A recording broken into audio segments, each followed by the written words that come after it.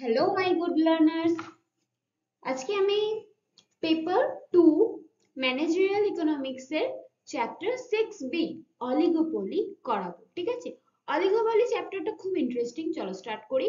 তার আগে সবাই লাইক শেয়ার কমেন্ট করে দাও, গুরু দক্ষিণা দাও আগে, তারপরে ভালো করে শিখে নাও, দেন এক্সামে ফাটিয়ে আসো। চলো স্টার্ট করি। আজকে আমরা পড়বো চ্যাপ্টার 6B অলিগোপলি। অলিগোপলি জানতে হলে আমাদের আগে জানতে হবে অলিগোপলি কি জিনিসটা, কি এর মানেটা কি, মিনিং অফ অলিগোপলি। তো অলিগোপলি হলো একটা মার্কেট স্ট্রাকচার যেখানে ফিউ সেলার্স, ঠিক আছে, কিছু লার্জ সেলার্স থাকে। ওকে, আর সেটা নিয়েই পুরো মার্কেটটা, মানে ওই অলিগোপলি বিষয়টা আসে। যে অলিগো মানে হচ্ছে ফিউ আর পলিস মানে হচ্ছে সেলার্স, তাহলে অলিগোপলি মানে হচ্ছে ফিউ সেলার্স, যেখানে কিছু মাত্র বড় সেলার্সরা থাকে এবং তাদের মধ্যে যা আর কি কম্পিটিশন হয় সেটাই হচ্ছে অলিগোপলি। সেই মার্কেটটাই অলিগোপলি। ওকে, আচ্ছা, অলিগোপলিস্টিক মার্কেটে ইন্টারডিপেন্ডেন্ট থাকে, ঠিক আছে। ফার্ম ইন্টারডিপেন্ডেন্ট থাকে, ইন্ডিপেন্ডেন্টও এবং ইন্টারডিপেন্ডও, কিছু ক্ষেত্রে ইন্ডিপেন্ডও আবার কিছু ক্ষেত্রে ইন্টারডিপেন্ডেন্টও। এবারে ইন্টারডিপেন্ডেন্ট মানেটা কি? মানে আমি যা করছি সেটা করব অন্য কে কি করছে সেটার উপর বিবেচনা করে। মানে আমি একটা সেলার, আমি আমার প্রোডাক্টের দাম বাড়াবো না কমাবো সেটা আমি ডিসিশনটা নেব। আগে দেখবো আমার চারপাশে যারা অলিগোপলি মার্কেটটার মধ্যে আর যারা যারা বড় সেলার্স আছে তারা কি কি করছে না করছে, সেটার উপর বেস করে আমি আমার ডিসিশনটা নেব। ঠিক আছে, এই অলিগোপলি মার্কেটটা 2 থেকে 20 জন সেলার নিয়ে গঠিত হয়। ঠিক আছে, এবারে নাম্বারটা এখানে ফ্যাক্ট না, এখানে এক্সাক্ট নাম্বার কোনো ফ্যাক্ট না, এখানে ফ্যাক্ট হচ্ছে ইন্টারডিপেন্ডেন্স, অর্থাৎ কে কি করছে সেটার উপর বেস করে আমি নিজের ডিসিশন নেব, ডিসিশনটা নেব, মানে ওই প্রোডাক্টের প্রাইস কেমন রাখবো না রাখবো সেটা, সেই ডিসিশনটা আমি কে কি করছে মার্কেটে, কোন সেলার কি করছে সেটার উপর বেস করে নেব। ঠিক আছে, আগে জেনে নেবো কে কি করছে, তারপরে আমি নিজের ডিসিশন নেব। এই হচ্ছে অলিগোপলি। এই অলিগোপলি আহ এর মধ্যে দুটো ফার্ম যখন এক্সিস্ট করে, যখন দুটো ফার্ম নিয়ে অলিগোপলি হয় সেটা হচ্ছে ডুওপলি। ঠিক আছে, আর যখন ফার্ম কোনো কয়েকটা ফার্ম হোমোজেনিয়াস প্রোডাক্ট সেল করে, ঠিক আছে, হোমোজেনিয়াস মানে হচ্ছে সেম প্রোডাক্ট যখন সেল করে, এই বড় বড় লার্জ ফিউ ফার্ম যখন সেম প্রোডাক্ট সেল করে তখন তাকে বলা হয় অলিগোপলি, পিওর অলিগোপলি। কি বলা হয়? Pure oligopoly. দুটো ফার্ম যখন এক্সিস্ট করছে ডুওপলি, কয়েকটা ফার্ম যখন একই জিনিস সেল করছে, একই প্রোডাক্ট, হোমোজেনিয়াস প্রোডাক্ট, তখন সেটা হচ্ছে পিওর অলিগোপলি। আর যখন ডিফারেন্সিয়েট থাকছে তাদের প্রোডাক্টগুলোর মধ্যে কিছু কিছু ডিফারেন্ট থাকছে, সেটা হচ্ছে ইমপারফেক্ট অলিগোপলি। ঠিক আছে, যখন কোনো কোনো সেলার একটু একটু ডিফারেন্ট, একটু সামান্য ডিফারেন্ট টাইপ প্রোডাক্ট সেল করছে, দেন ওটা হবে ইমপারফেক্ট অলিগোপলি। ওকে, ফাইন। চলো, আমরা অলিগোপলি মিনিংটা ভালোভাবে বুঝে নিয়েছি, নেক্সট পেজ যাই। আচ্ছা, আরেকটা লাইন আমি বলতে ভুলে গেছি। প্রফেসর পমল এটা বলেছেন যে an oligopoly is a market dominated by few sellers each large enough to influence the market price। একজনও যদি প্রাইস কমিয়ে বা বাড়িয়ে দেয় সেটার উপর নির্ভর করে কিন্তু, মানে পুরো যে কজন থাকবে ওই অলিগোপলি মার্কেটে তাদের সবার উপর সেটার এফেক্ট পড়বে। ওকে, চলো next. Main features of oligopoly. প্রথমত ফিউ সেলার্স, কিছুজন সেলার্স থাকে এখানে, আর বড় বড় ফার্মস এই মার্কেটটাকে কন্ট্রোল করে। আর ইন্টারডিপেন্ডেন্স থাকে, রাইভালি থাকে, রাইভালরি মানে হচ্ছে ওই কম্পিটিশন টাইপ থাকবে। ঠিক আছে, নির্ভরতা থাকবে। ওকে, আচ্ছা, নেচার অফ প্রোডাক্ট, এখানে প্রোডাক্ট হোমোজেনিয়াস হতে পারে আবার ডিফারেন্সিয়েটেড হতে পারে। হোমোজেনিয়াস মানে সিমেন্ট, স্টিল, পেট্রোল, এগুলো সিমেন্ট হয়তো অম্বুজা সিমেন্ট একরকম, আর একটা সিমেন্ট আর এক রকম, কিন্তু সিমেন্ট তো সিমেন্টই, বাড়ি বানাতে ওটাই কাজে লাগবে। আচ্ছা, ডিফারেন্সিয়েট প্রোডাক্টের মধ্যে কার্স, কোনো কার্স ওপর থেকে মাথার ছাদটা খুলে যায় দিয়ে আমরা উঠে হাওয়া খেতে পারি, আবার কোনো কার্স এমনি জাস্ট বন্ধ থাকে কিন্তু ফিচার্স খুব ভালো হয়, একদম আরামদায়ক, অনেক ব্যাপার থাকে। আবার সফট ড্রিঙ্ক, কিছু কিছু ডিফারেন্স, সব সেম কিন্তু ব্র্যান্ড আলাদা, যেমন কোকো কোলা, পেপসি, ব্লা ব্লা, তো এরকম। প্রোডাক্টের নেচার এরকম কিছু হয় অলিগোপলিতে, দু রকম, হোমোজেনিয়াস আর ডিফারেন্সিয়েটেড, বোঝা গেল। নেক্সট পয়েন্ট হচ্ছে ল্যাক অফ ইউনিফর্মিটি, এখানে কিন্তু একতা খুব একটা দেখা যায় না, সাইজ আর স্ট্রেংথ যেহেতু ডিফারেন্ট হয় বিভিন্ন ফর্মেট, তাই খুব একটা ইউনিফর্মিটি দেখা যায় না। নেক্সট হচ্ছে ইম্পর্টেন্স অফ অ্যাডভার্টাইজিং ফার্মস, ঠিক আছে, অ্যাডভার্টাইজিং আর সেলস প্রমোশন এগুলো দেয় কেন, যাতে তারা কাস্টমারকে অ্যাট্রাক্ট করতে পারে, তারা নিজেদের ব্র্যান্ড রয়্যালটি ক্রিয়েট করতে পারে, এগুলোর জন্য। এর এই অ্যাডভার্টাইজিং জিনিসটা অলিগোপলিতেও খুব ভালোভাবে এফেক্ট ফেলে, ঠিক আছে, খুব ভালো কাজ করে। ওকে, নেক্সট নেক্সট পয়েন্ট হচ্ছে কম্পিটিশন। ওকে, তো এখানে কম্পিটিশন কিছু সেলারদের মধ্যে হয়, ফিউ সেলার্স, এই কথাটা আমাদের মনে রাখতে হবে, ফিউ সেলার্স মিন অলিগোপলি, রাইট। আর এই কম্পিটিশনটা প্রাইজের উপর ভিত্তি করে হতে পারে, আবার নন প্রাইজের উপর ভিত্তি করেও হতে পারে। কেউ কেউ প্রাইজের উপর ভিত্তি করে কম্পিটিশন করে, এই কিছু কিছু লার্জ সেলার গুলো, আবার কেউ কেউ আবার নন প্রাইজের উপর, মানে কোয়ালিটি কেমন এইসবের উপর ভিত্তি করেও, সার্ভিস কেমন এসবের উপর ভিত্তি করেও কম্পিটিশন করে। যেমন আমি উদাহরণ দিচ্ছি, একটা এক্সাম্পল, ধরো একটা কার্স কোম্পানি, মহেন্দ্র, মহেন্দ্র দাওয়া করে যে 1 বছরের ওয়ারেন্টি দিচ্ছে বা 5 বছরের ওয়ারেন্টি দিচ্ছে, আমি সাপোজ, ঠিক আছে, আমার কোনো অত জ্ঞান নেই এই বিষয়ে, কিন্তু আমি এর এক্সাম্পলটা দিচ্ছি যাতে তোমরা ভালো করে এই জিনিসটা বুঝতে পারো, কনসেপ্টটা যাতে ক্লিয়ার হয়। আচ্ছা, এবারে মহেন্দ্র বলছে যে আমাদের কার নিলে আমাদের একদম 1 বছর পুরো সার্ভিসিং ফ্রি, আর ওয়ারেন্টি আছে, সব আছে, চলো। এবারে আর আরেকটা কোনো কোম্পানি, আরেকটা কোনো কার্স কোম্পানি, কোম্পানি এ, কোম্পানি এ আর কি দাওয়া করছে যে আমরা 2 বছর অবধি দেবো ওয়ারেন্টি, ঠিক আছে, 2 বছর অবধি ওয়ারেন্টি দেবো, ফ্রি সার্ভিস দেবো। তো এটা নন প্রাইস কম্পিটিশন করছে, ঠিক আছে। আবার কেউ কেউ নিজেদের কম দামটা একটু কম রেখেছে যাতে তাদের কার সেল বেশি হয়।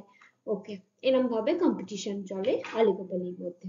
আনসার্টেনটি, অনিশ্চয়তা, দেখো প্রত্যেকটা ফার্ম অনিশ্চয়তা ফেস করে, রাইভালস রিঅ্যাকশন ফেস করে, কারণ প্রাইস আর আউটপুট তাদের ঠিকভাবে ডিসিশন নিতে হয়। হুট করে যদি তারা প্রাইস কমিয়ে বা বাড়িয়ে দেয়, সেটার প্রভাব অলিগোপলি মার্কেটে যে কটা সেলার্স থাকবে সবার উপর পড়বে, সবার উপর।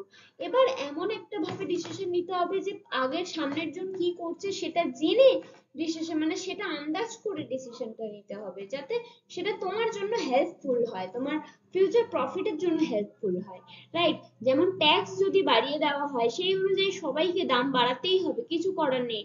তাহলে আমি জানি আমার সামনের জন না বাড়ালেও আমি বাড়াবো, ভাই আমার কিছু করার নেই, আমার তো প্রফিট তো রাখতে হবে, আর সামনের জনও বাড়াবেই বাড়াবে, তার না বাড়িয়ে উপায় নেই, এরম হচ্ছে ব্যাপারটা।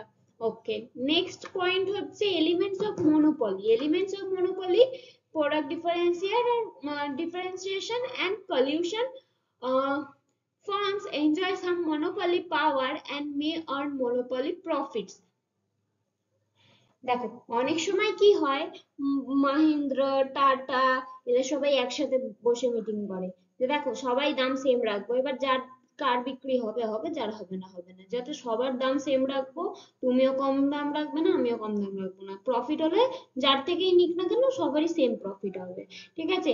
এর ফলে কি হয়, প্রোডাক্ট ডিফারেন্সিয়েশন থাকলেও কলিউশন বা কলাশনের মাধ্যমে, এটার মাধ্যমে কি হচ্ছে, কলিউশন মানে হচ্ছে তোমার বসে আর কি যোগাযোগ কি বলবো ওটাকে, মিটিং টিটিং করে ঠিকঠাক করা, নিজেদের মধ্যে একেবারে আর কি সামঞ্জস্য করা, ঠিক আছে, যে হ্যাঁ হ্যাঁ এটা হবে এটা হবে এটা করবো, তো করে যখন ডিসিশনটা নেওয়া হয়, মনোপলি প্রফিট, ঠিক আছে, আমার থেকে কিনলে আমার প্রফিট হবে, তোমার থেকে কিনলে তোমার প্রফিট হবে, কিন্তু দুজনের সেম দাম রাখবো, এই যে মনোপলি প্রফিটটা যাতে সবাই নিতে পারে, এই পাওয়ারটা যাতে ক্রিয়েট হয়, সেটা একটা কাজ হয়, ঠিক আছে। এই মনোপলির একটা এলিমেন্টস হচ্ছে এইটাও।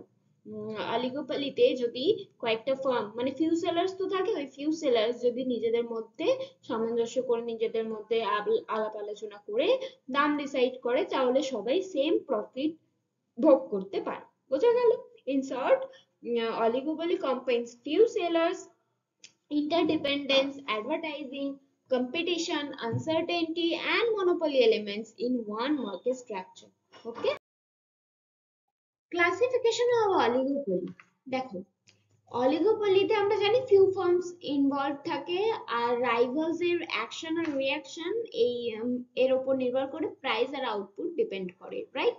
তো প্রাইস আমরা ঠিক করতে পারি আমাদের যারা প্রতিদ্বন্দ্বী, যারা আরো অলিগোপলিতে যারা ইনভলভ রয়েছে আমাদের মতো লার্জ ফার্ম, তো তাদের সাথে কম্পিট করার জন্য তাদের মানে কার্যকারিতা, তারা কি কি করছে না করছে তার উপর বেস করে আমরা প্রাইস আর আউটপুট কি হবে না হবে ডিসাইড করে, রাইট? এবারে ক্লাসিফিকেশন বেস করে কয়েকটা জিনিসের উপর। নেচার অফ প্রোডাক্ট, প্রোডাক্টটা হোমোজেনিয়াস কিনা, প্রোডাক্টটা ডিফারেন্সিয়েটেড প্রোডাক্ট কিনা। যদি হোমোজেনিয়াস প্রোডাক্ট হয় সেখানে আইডেন্টিক্যাল প্রোডাক্টস তো মানে ডিফিকাল্ট হয় আইডেন্টিক্যাল, আর হাই ইন্টারডিপেন্ডেন্স থাকে। কেন? কেননা সবই তো এক ধরনের প্রোডাক্ট, তাই কে কি করছে না করছে সেটা আমার খেয়াল রাখা জরুরি, তাই প্রাইসটা তার উপর বেস করেই হয়। আচ্ছা, ডিফারেন্সিয়েটেড প্রোডাক্টের ক্ষেত্রে যেহেতু আমার একটু হলেও ডিফারেন্ট, তাই আমি আমার মতো রাখতেই পারি প্রাইস, তবু লোকে আমারটা নেবে কেন? আমার কোয়ালিটি ভালো, আমার সার্ভিস ভালো, আমি একটু ডিফারেন্ট রেখেছি প্রোডাক্টটা, আমার লাক্সারি একটা আমি বক্স দিয়েছি বা কিছু এরকম ব্যাপার। তো সেই ক্ষেত্রে আমি দাম একটু বেশি রাখতেই পারি। তো সেখানে আমি অন্যরা কে কি করছে ওটা অত বেশি দেখতে যাব না, তাই ওটা লো ইন্টারডিপেন্ডেন্স, আমি খুব একটা কারোর উপর ডিপেন্ডেন্ট নই, কে কি করছে অত দেখতে যাব না, তাই লো ইন্টারডিপেন্ডেন্স হলো। আর হচ্ছে বিহেভিয়ার অফ ফার্মস এর কেমন কি বিহেভিয়ার তার উপরও নির্ভর করে অলিগোপলি কিরম হবে, ঠিক আছে? নন কালারসিভ অলিগোপলি আর কালারসিভ অলিগোপলি, দেখো নন কালারসিভ আর কালারসিভটা কি? নন কালারসিভ হচ্ছে যখন ফার্ম নিজে থেকে, ঠিক আছে, প্রাইস ঠিক করে নেয় অন্য কারোর, হ্যাঁ অবশ্যই কে কি করছে তার উপর আর কি নজর রেখেই প্রাইস ঠিক করে, কিন্তু বসে ইয়ে করে না, মানে বসে মিটিং টিটিং করে একই প্রাইস সেট করে না। কিন্তু কালারশিপ অলিগোপলিতে কি হচ্ছে, কম্পিটিশন অ্যাভয়েড করার জন্য সবাই মিলে একটাই দাম ঠিক করছে, তোমার দামও এটা হবে আমার দামও এটা হবে, এবার কাস্টমার যেটা থেকে নেবে নেবে। ধরো তিনটে আইসক্রিম পুজোয় বেরিয়েছি, পুজোয় কেন এমনি বেরিয়েছি, পার্কে তিনটে আইসক্রিম ওয়ালা আছে, এবারে তিনজনের কাছে 10 টাকা দামের চকোবার আছে, ঠিক আছে?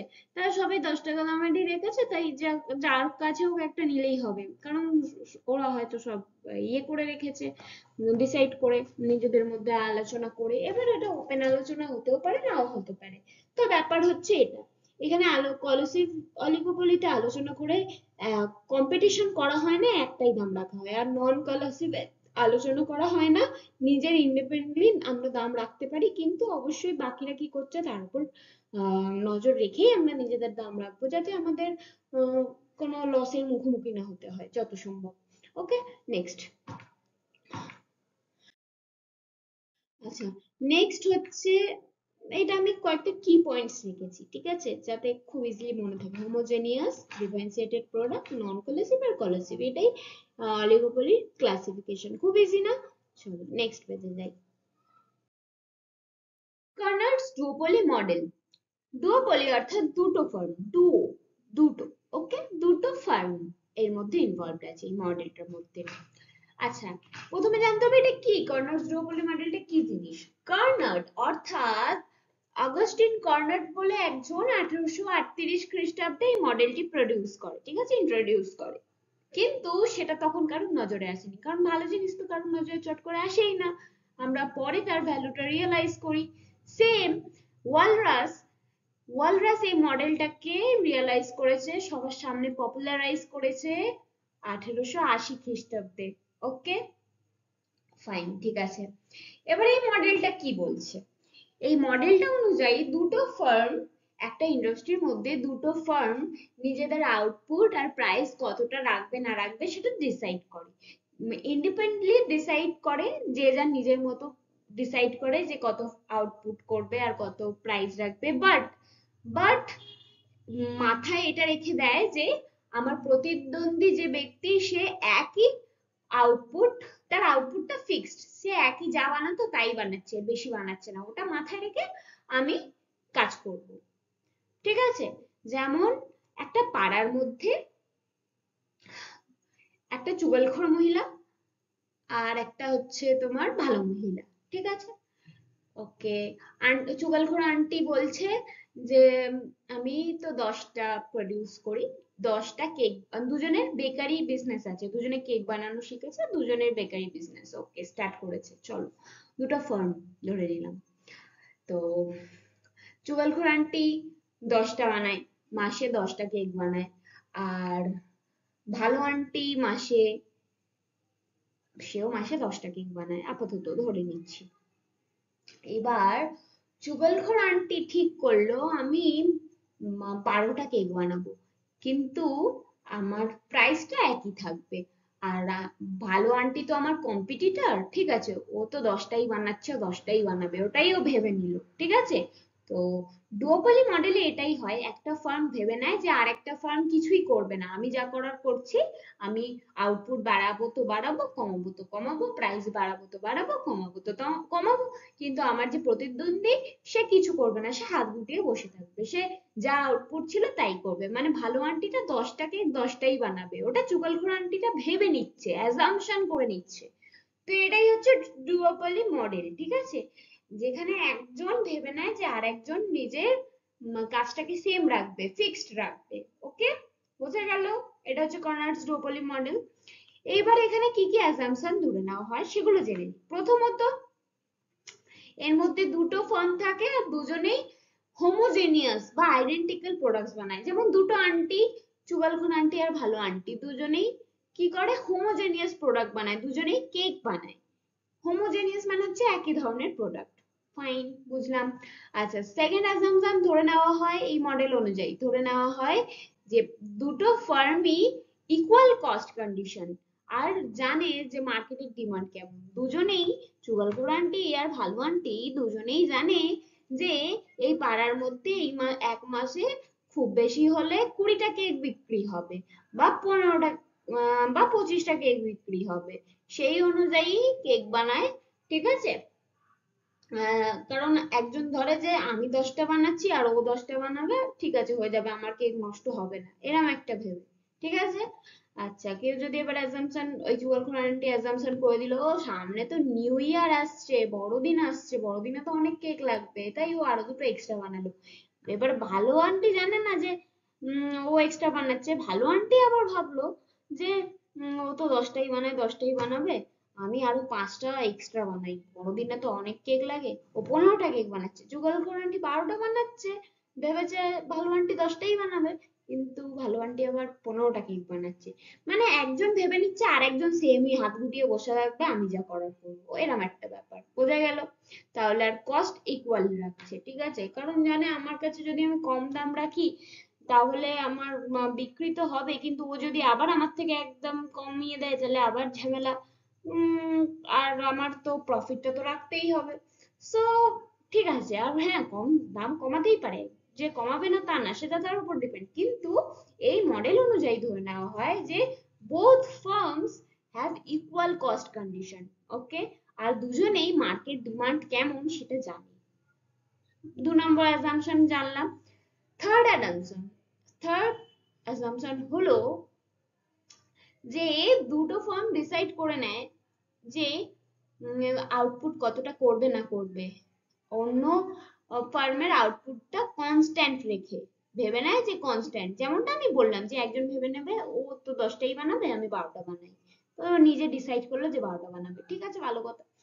ফোর্থ অ্যাসাম্পশন ধরে নেওয়া হয় এখানে কোনো কলিউশন বা কোঅপারেশন হয় না, যে দুজন মিলে চুগলখোর আন্টির ভালো আন্টি একটা মিটিং করলো যে এই তো এতগুলো তো কেক বিক্রি হয়, তুমি হাফ বানাও আমি হাফ বানাই, অন্তত 30টা তো বিক্রি হবেই, বড়দিন আসছে, তুমি 15টা কেক বানাও আমি 15টা কেক বানাই, তুমিও কেকের দাম এতই রাখো আমিও কেকের দাম এতই রাখি, এসব কথা চলবে না, কোনো এখানে মিল মেলাপ নেই ভাই, কোনো ভাইচারা নেই এখানে, যে যার মতো করবে, ঠিক আছে, কিন্তু মনে মনে ভেবে নেবে যে প্রতিদ্বন্দ্বী ব্যক্তি কিছুই করছে না, হাতে হাতে মানে হাত হাত ধরে বসে আছে, হাত গুটিয়ে বসে আছে। যাই হোক, এটাই হচ্ছে ডুওপলি মডেল অনুযায়ী, ঠিক আছে, অ্যাজাম্পশন ধরে নেওয়া হয়।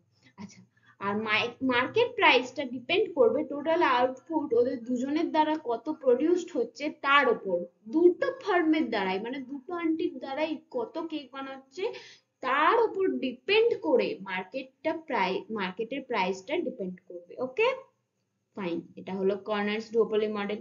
আরো আছে, আরো জানি এর ব্যাপারে। ওটা বললাম, আমি যে এতক্ষণ ধরে গল্পটা বললাম এটাই এখানে এক্সপ্লেন করেছে। প্রথমত ফার্ম ওয়ান টুয়েলভ ডিসাইড করবে যে আউটপুট কতটা করবে, তার প্রফিট ম্যাক্সিমাইজ করার জন্য ডিসাইড করলো আমি 12টা কেক বানাবো। ফার্ম টু ভালো মানটি অবজার্ভ করবো যে এর আউটপুট মনে হয় বেশি হতে পারে, তো নিজেরটা চুজ করলো যে আমি তাহলে কেন কম বানাবো, আমি আরো এক্সট্রা বানাই, মানে ওর কত হতে পারে আমি তো জানি না, ঠিক আছে আমি না 15টা কেক বানাবো। ফার্ম ওয়ান যখন বুঝতে পারলো, মানে চুগলখোর আন্টি যখন বুঝতে পারলো যে ভালো আন্টি 15টা কেক বানাচ্ছে, ও ওর আউটপুটটাকে রিভাইজ করে দিল, মানে ও ভাবলো যে 12টা বানিয়ে মনে হয় না কোনো লাভ হবে, 20টা বানাই, যা হবে হবে দেখা যাবে, অনেক বেশি প্রফিট হয়ে যাবে, পরদিন আসছে বলে কথা। এরকম চলতে থাকবে, এই প্রসেসটা কন্টিনিউয়াস চলতে থাকবে বোথ ফার্মের দিক থেকে, যতক্ষণ না একটা স্টেবল ইকুইলিব্রিয়ামে এসে পৌঁছাচ্ছে যেখানে কিনা আউটপুট আর চেঞ্জ করা পসিবলই হবে না, মানে এত বেশি কেক ওরা আর বানাবেই না যেখানে কেক নষ্ট হওয়ার চান্সই বেশি, একটা পাড়ার মধ্যে আর কটাই বা ঘর আর কটাই বা কেক বিক্রি হবে। তো সেই অনুযায়ী তারা দুজনের আউটপুট থামিয়ে দেবে যে না, ও আরো বেশি করলে করুক, আমি এত কটাই বানাবো বাবা, আমি আর নিতে পারবো না, বেকার পচে যাবে, পরে আর বিক্রি হবে না, পড়ে থাকবে, তার থেকে ভালো এই কটাই করি আর এই কটা বিক্রি হোক, ভালোভাবে প্রফিট করি, ব্যাস। এবার দুজনেই একটা স্টেবল ইকুইলিব্রিয়ামে ভেবে নিয়ে ওইখানেই থাকবে, ঠিক আছে। এই প্রসেসটা ততক্ষণ চলতে থাকবে যতক্ষণ দুজনেই একটা স্টেবল জায়গায় আসছে, বোঝা গেল? তাহলে এই পয়েন্টে ইকুয়াল আউটপুট হয়, দুজনেই সেম সেম আউটপুট অ্যাসাম্পশন করে নট কি ডিসকাস করে, অ্যাসাম্পশন করে দুজনেই সেম আউটপুট প্রডিউস করে, আর মার্কেট প্রাইস আর কোয়ান্টিটি স্টেবল রাখে, বোঝা গেল? আচ্ছা, এরপরে কি হচ্ছে, ইকুইলিব্রিয়াম আউটপুট কিরম হচ্ছে যে both firms share the market equally, দুজনেই মার্কেটে সেম কেক বিক্রি করছে, ও 15টা, চুগলখোর আন্টিও 15টা কেক বিক্রি করলো, ভালো আন্টিও 15টা কেক বিক্রি করলো, সাপোজ, ঠিক আছে। Total industry output is two-third of the output under perfect competition, এবারে two-third 2/3 কেন বলেছে, এতটাই আউটপুট কেন হয়, কারণ এখানে দুটো ফার্ম আছে বলেছে, আর ডুওপলি মডেলের ফর্মুলা হিসেবে n/n+1, তাহলে দুটো ফার্ম 2/2+1 2/3, অর্থাৎ 66%, যেখানে 33% চুগলখোর আন্টি কেক বানাবে আর ভালো আন্টি বানাবে বাকি 33%, 66 ÷ 2 করলে বোঝা গেল? বোঝা গেল না? রিভাইন্ড করো, ভালোভাবে বলেছি, এক্সপ্লেন করেছি, ভালো করে মন দিয়ে শোনো, বুঝতে পারবে, ঠিক আছে। আরো ছবিতে আরো ভালো করে বুঝিয়ে দিচ্ছি, আরো বুঝে যাবে, দাঁড়াও। আচ্ছা, price is higher and profit is positive for both firms, দুজনেই প্রাইস হাই রাখবে আর প্রফিট ঠিকঠাক কামিয়ে নেবে, চলো বড়দিনের কেস ক্লোজ। আচ্ছা, এই যে এই মডেলটা, এই এই যে ডায়াগ্রামটা, ঠিক আছে, এটা ভালো করে দেখো, এক্স এক্স রেখা, সরি এক্স রেখা, ওয়াই রেখা, ঠিক আছে, এইদিকে প্রাইস ধরে নিয়েছি, এদিকে আউটপুট, এই যে এআর আর এই যে এমআর, এই যে এমআর রেখাটা দেখছো, এই এমআর রেখাটা এআর রেখাটাকে, এই যে নিচের এটাকে মাঝখান থেকে কাটবে, পুরো মাঝখান থেকে, ঠিক আছে, পুরো হাফ করে কাটবে, যদি হাফ করে না করো তাহলে কিন্তু পরীক্ষায় সেটা ভুল হয়ে যাবে। এই যে যেখানটায় কাটলো, ঠিক আছে, এই এমসি রেখাকে এমআর রেখা যেখানে কাটলো সেই জায়গাটাই তো ইকুইলিব্রিয়াম, এই যে ই লিখেছি ছোট্ট করে, বোঝা যাচ্ছে না? তোমরা যদি লাইভ আমার এটা দেখতে চাও, দেন আমি এটাকে লাইভ করে দেখিয়ে দেব, যদি আমি সেরকম কমেন্ট পাই তোমাদের থেকে, ঠিক আছে। আচ্ছা, কারো বুঝতে অসুবিধা হলে বলো কমেন্টে, আমি তাহলে লাইভ করে এঁকে এটা লাইভে দেখিয়ে দেবো। আচ্ছা, তো এই যে এমসি রেখা, আমরা জানি এমসি রেখাকে এমআর রেখা কাট করে, কাট করলে ইকুইলিব্রিয়াম তৈরি হয়, আগের ভিডিও দেখলে এটা ক্লিয়ার, ওকে ফাইন। তাহলে এই যে এআর রেখা, এমআর রেখা এমসি রেখাকে মাঝখান থেকে কাট করলো, এইদিকে একটা অংশ, এইদিকে একটা অংশ, রামু, এখানে আমি রমেশ আর সুরেশ ধরে নিয়েছি, ঠিক আছে, চুগলখোর আন্টি আর ভালো আন্টি, রমেশ আর সুরেশ, ঠিক আছে, ভালো, দুজনে দুজনের হাজবেন্ডের নামে বিজনেস করছে, বোঝা গেল? আচ্ছা, এই যে এমআর, এখান থেকে এমআরটা উঠছে, এই ইকুইলিব্রিয়াম পয়েন্ট থেকে যদি আমি এআর অব্দি নিয়ে যাই, এআরে যেখানে ইকুইলিব্রিয়াম পয়েন্ট থেকে কাট করবে এআরে, এইখানটা তৈরি হবে প্রাইস, মানে এতটা, এই জায়গাটা আমাদের প্রাইস, প্রাইস অফ রমেশ, ঠিক আছে? এটা হচ্ছে রমেশের প্রাইস, কারণ রমেশ এখন একাই আছে বাজারে, ভেবে নাও এখন সুরেশ নেই বাজারে, ঠিক আছে? তাহলে এতটা। এবার যখন সুরেশ এলো, সুরেশের জায়গা কতটুকু, এই যে এই ত্রিভুজটা, ঠিক আছে, এইটা হচ্ছে সুরেশের জায়গা। সুরেশ এটার মধ্যে কিভাবে বিজনেস করবে, তাহলে এইটুকু হচ্ছে সুরেশের এআর, এইটুকু হচ্ছে সুরেশের এমআর, এই যে এইটা হচ্ছে সুরেশের এমসি, ঠিক আছে? এবার এমআর রেখা এমসি কে যেখানে কাট করে সেখানে ইকুইলিব্রিয়াম তৈরি হয়, আর ডুওপলি মডেল অনুযায়ী MR equal to MC equal to zero, okay?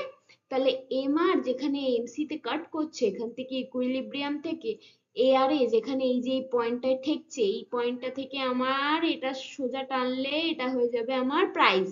তাহলে এই প্রাইসে বিজনেস করছে হচ্ছে সুরেশ, সুরেশ মার্কেটে নতুন ঢুকলো কিন্তু, তাহলে ইন্ডাস্ট্রিতে দুজন হয়ে গেল, এখন ডুওপলি মডেল এবারে ক্রিয়েট হয়ে গেল। এই যে সুরেশের প্রাইসটা এখানে, তাহলে এমআর তো পুরোটা মার্কেটটা জুড়ে ছিল, এবার যেহেতু সুরেশ পদার্পণ করলো, এমআর একটু সরে যাবে, ওকে তো জায়গা দিতে হবে, মানে বাসে একটা সিটে দুজন বসা যায়, এবারে একজন একদম ফেলিয়ে বসেছিল ব্যাগ ফ্যাগ রেখে, আরেকজন যখন এলো উঠে, তাকে তো একটু সরে যেতেই হবে, আরেকজনকে তো বসার জায়গা দিতেই হবে, সেরকম ভাবেই রমেশ নিজের ইয়েটাকে একটু সরিয়ে নিল যাতে সুরেশকে বসার জায়গা দিতে পারে, দিতেই হবে, ঠিক আছে? আর আমি যেহেতু বলেছি এই মডেল অনুযায়ী n/n+1, এবারে দুটোই যে ফার্ম থাকবে তার কোনো মানে নেই, এর বেশি ফার্মও থাকতে পারে, সেই অনুযায়ী বলেছি। তো এখানে দুটো ফার্ম, তাই n2 + 2/1, তাহলে 2/3 মানে 66%। এবার 66% পুরোটা বিজনেস, 66% মানে কতটা হয়, এতটা একটু মানে এইটা যদি ধরি 50% আর এইটা 50%, তাহলে এইখান থেকে একটু স্লাইড সরিয়ে নিলে এইখানটা হবে তোমার 66%, রাইট? এবার এই 66% পুরোটা কি সুরেশ একা খাবে? না না না, রমেশকেও খেতে দিতে হবে, তাহলে হাফ হাফ করে নেবে দুজনে, এই যে জায়গাটুকু, এই যে 66% জায়গাটুকু, এই হাফ নেবে রমেশ আর হাফ নেবে সুরেশ, 1/3 নেবে সুরেশ, 1/3 নেবে রমেশ। বোঝা গেল? এটাই হচ্ছে কর্নটস ডুওপলি মডেল। ক্লিয়ার? ক্লিয়ার? আশা করছি ক্লিয়ার, এরপরে তো ক্লিয়ার হয়ে যাওয়ারই কথা, তবু যদি না ক্লিয়ার হয়ে থাকে কমেন্ট বিলো, আমি লাইভে এটা ভালো করে একে একে বুঝিয়ে দেবো। বোঝা গেল? চলো, আচ্ছা, ইন শর্ট যেটা পুরোটা বোঝালাম ওটাই শর্টে এক দু লাইনে বলে দিয়েছি, যে ডুওপলি মডেলে ডিসিশন আর কি, রাইভালস আউটপুট কিরকম হবে তার উপর ডিসিশন নেয় আরেকটা ফার্ম, মানে প্রতিযোগী কিরকম আউটপুট, কতটা কেক বানাবে তা সেটা ভেবে, সেটা অ্যাসাম্পশন করে আরেকটা প্রতিযোগী ডিসিশন নেয় যে আজকে আমি কটা কেক বানাবো। বোঝা গেল? চলো নেক্সট। এবার কিংড ডিমান্ড কার্ভ মডেল, এবার এটা কি নয়া মুদ্রা এসে গেল। ওকে, ডোন্ট ওয়ারি, আমি এটা ইজিলি বুঝিয়ে দিচ্ছি। পল সিজি নামে একজন, ঠিক আছে, পল সিজি নামে একজন এটাকে এক্সপ্লেন করে। আচ্ছা, এই মডেলটা কি বোঝায়, এই মডেলটা কেন তৈরি হয়েছে, কি উদ্দেশ্যটা কি, মডেলটার মধ্যে ব্যাপারটা কি, শোনো। অলিগোপলিতে এই মডেলটা বোঝায় যে প্রাইস স্টেবল থাকতে চায়। কেন? কারণ ফার্মরা প্রাইস টেবিল, এই মডেল অনুযায়ী কয়েকটা ফার্ম থাকে, আর সেই ফার্মগুলো প্রাইস চেঞ্জ করতে, কমাতে বা বাড়াতে দুটো করতেই ভয় পায়। কেন ভয় পায় বলছি। তো যেহেতু ভয় পায় তাই এইখানে প্রাইসটা সেম রাখতে চায়। এই মডেল অনুযায়ী ফার্মরা প্রাইস যেহেতু কমাতে বা বাড়াতে ভয় পায়, তাই প্রাইসটা সেমই রাখতে পছন্দ করে, স্টেবল রাখতে পছন্দ করে। এই মডেলটা এটাই দেখিয়েছে যে কিভাবে কোথায় প্রাইসটা স্টেবল থাকে আর কেন। চলো বোঝাচ্ছি। এখানে কি অ্যাসাম্পশন করে নেওয়া হয় যে কয়েকটা ফার্ম থাকে এই মার্কেটের মধ্যে, কয়েকটা ফার্ম, ফিউ ফার্ম, নট কি দুটো, ওকে, আগেরটার মতো নয়, ওকে, ঠিক আছে। এই ফার্মে এক্সপার্টরা প্রাইস ম্যাচ করতে, আচ্ছা, এই ফার্মে ভাবো একটা ফার্ম আছে, এই ফার্মের মধ্যে যে কোনো একটা ফার্ম প্রাইস বাড়ালো, ঠিক আছে, প্রাইস বাড়িয়ে দিল, তাহলে বাকি ফার্মগুলো কি করবে? বাকি ফার্মগুলো চুপ করে বসে থাকবে, কেউ প্রাইস বাড়াবে না। কিন্তু নেক্সট পয়েন্টে যদি সেই ফার্মটা প্রাইস কমিয়ে দেয়, তাহলে বাকি ফার্মগুলো প্রাইস কমিয়ে দেবে। তাই এই মডেলে দুটো ডিমান্ড কার্ভ দেখা যায়, একটা হচ্ছে ইলাস্টিক আর একটা হচ্ছে ইনএলাস্টিক। ইলাস্টিক যখন প্রাইস বেড়ে যায় তখন বাকি ফার্মগুলো প্রাইস বাড়ায় না, আর ইনএলাস্টিক যখন প্রাইস একটা ফার্ম প্রাইস কমায় বাকি ফার্মগুলো প্রাইস কমিয়ে দেয়, নাহলে তো তাদের বিক্রি হবে না, ওরই শুধু একার বিক্রি হবে। বোঝা গেল? আচ্ছা, পাঁচটা ফল বিক্রেতা একটা জায়গায় বসেছে, ড্রাগন ফ্রুট বিক্রি করছে, ঠিক আছে, ড্রাগন ফ্রুট বিক্রি করছে। এবারে সব মার্কেটে সবার দাম 80 টাকা, সবার দাম 80 টাকা। আচ্ছা, জানি না কত টাকা হয়, আমি জাস্ট বোঝাচ্ছি এক্সাম্পল দিয়ে, ঠিক আছে। তো সবাই 80 টাকা দিয়ে এক একটা ড্রাগন ফ্রুট বিক্রি করছে। ওই পাঁচটা বিক্রেতার মধ্যে একটা বিক্রেতা ড্রাগন ফ্রুটের দাম রাখলো 60 টাকা। কেউ ওর কাছে যাবে না। বাকি চারটে বিক্রেতাও কি 60 টাকা দাম রাখবে? না, ও বসে থাকবে, মাছি মারবে। এবারে ওই বিক্রেতাটা দেখছে আর বিক্রি হচ্ছে না, কমিয়ে দিল দাম 50 টাকা, 80 টাকা থেকে কত টাকা বলেছিলাম, 60 টাকা বলে ফেলেছিলাম ভুল করে, ভাবো 90 টাকা। এবার 80 টাকা থেকে দাম কমিয়ে দিল, 80 টাকা থেকে দাম করে দিল 70 টাকা। বাকি ফার্ম গুলো কি বসে থাকবে? না না, সবাই তো তাহলে ওর কাছ থেকেই 70 টাকা দিয়ে কিনবে, 80 টাকা দিয়ে কেন কিনতে হবে? বাকি ফার্ম গুলোও 70 টাকা দাম রেখে দেবে। বোঝা গেল এই ব্যাপারটা, যে কেউ একজন দাম বাড়ালে বাকিগুলো চুপ করে বসে থাকবে, কেউ একজন যদি দাম কমায় বাকিগুলোও দাম কমিয়ে দেবে, নাহলে তাদের বিক্রি হবে না। তাই এই মডেলে দুটো ডিমান্ড কার্ভ, একটা ইনএলাস্টিক আর একটা ইলাস্টিক। এক্সপ্লেনেশন দিই কিরকম ভাবে। এই ডিমান্ড কার্ভটা কিঙ্ক মানে বেন্ড হচ্ছে, একটা জায়গায় মুড়ে যাচ্ছে, ঠিক আছে। কারেন্ট প্রাইস আর আউটপুট লেভেলের একটা জায়গায় বেন্ড হয়ে যাচ্ছে, কখন? যখন প্রাইসটা ইধার উধার হচ্ছে।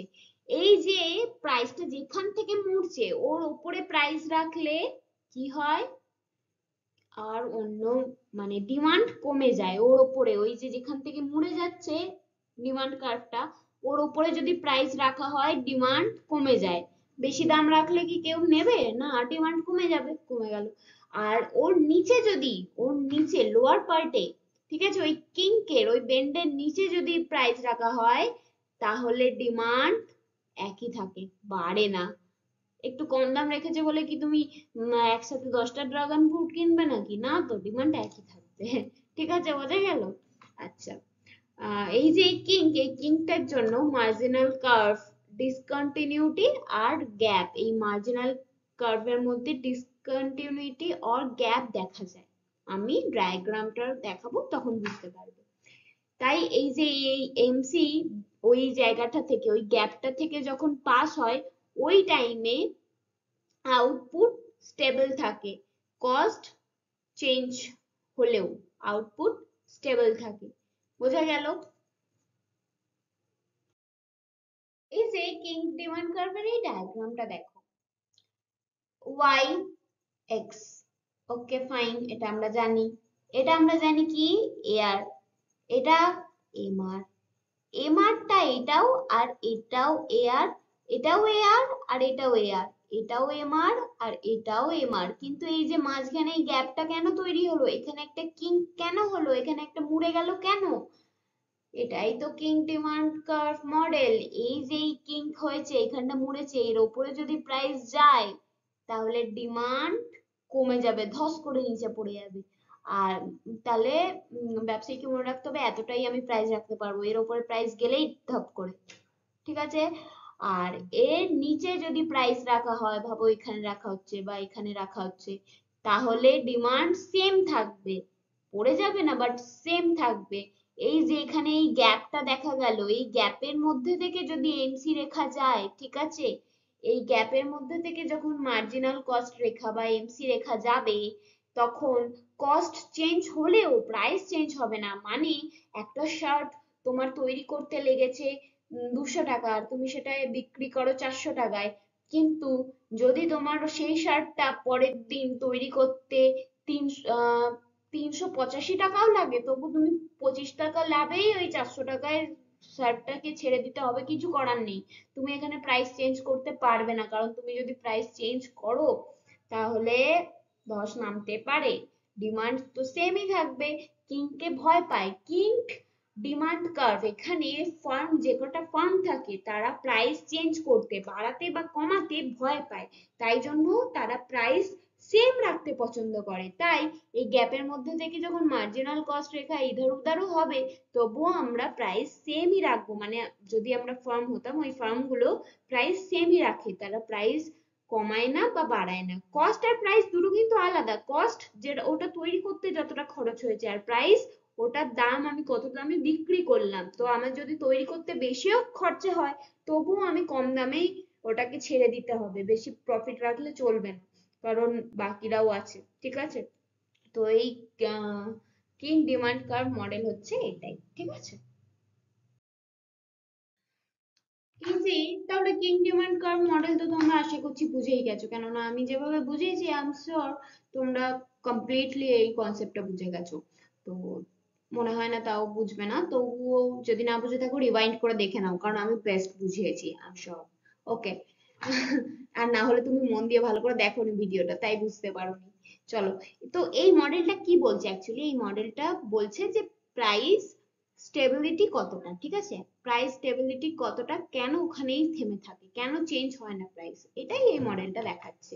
তাহলে এই শর্টে বুঝেই গেলে যে অলিগোমলির এই মডেলটা শো করে যে প্রাইসের স্টিকিনেসটা বা রিজিডিটিটা বা স্টেবিলিটিটা কতটা, ফার্মস কেন ভয় পায় প্রাইস এদিক ওদিক করতে, কারণ তারা কাস্টমার হারাতে ভয় পায়।